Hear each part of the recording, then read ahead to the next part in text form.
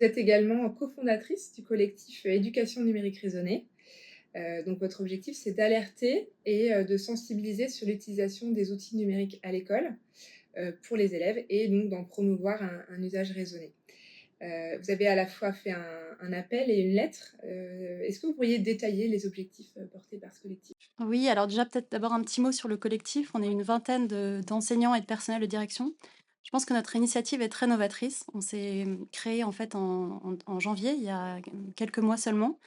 Et on a réussi à mobiliser à la fois des enseignants du public et du privé, Ouais. des personnels de direction et des enseignants. C'est assez nouveau en fait d'avoir un groupe comme ça mobilisé sur une question qui dépasse nos simples revendications de métier, mais qui concerne vraiment le bien de nos élèves. Et ce qui nous réunit, c'est le constat qu'on fait de l'emprise du numérique sur nos élèves, essentiellement récréatifs d'ailleurs, la manière dont nos élèves en fait sont accaparés par leurs écrans au détriment de nombreuses autres activités épanouissantes et nécessaires pour leur développement.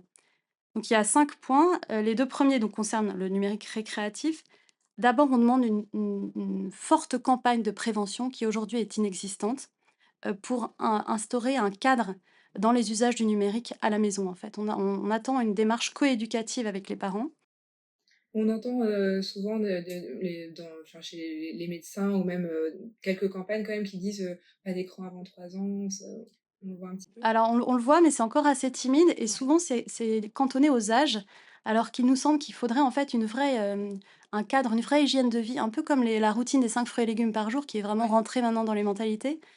Donc c'est une 1re étape, ce serait la prévention, mais aussi de proposer des alternatives et notre appel, il demande aussi de, réfléchir à une vraie politique ambitieuse pour la jeunesse et le deuxième volet qui concerne plus le numérique éducatif, c'est d'abord le droit à la déconnexion qu'on réclame pour nos élèves, c'est-à-dire qu'on demande à ce qu'ils puissent travailler à la maison sans écran. Ça ne veut pas dire qu'on veut supprimer complètement les écrans. On considère qu'il peut y avoir un intérêt pédagogique en classe, mais qu'à la maison, on doit sacraliser un temps de concentration, en fait, sans écran, ce qui est pas le cas du tout aujourd'hui. On en parlera probablement tout à l'heure.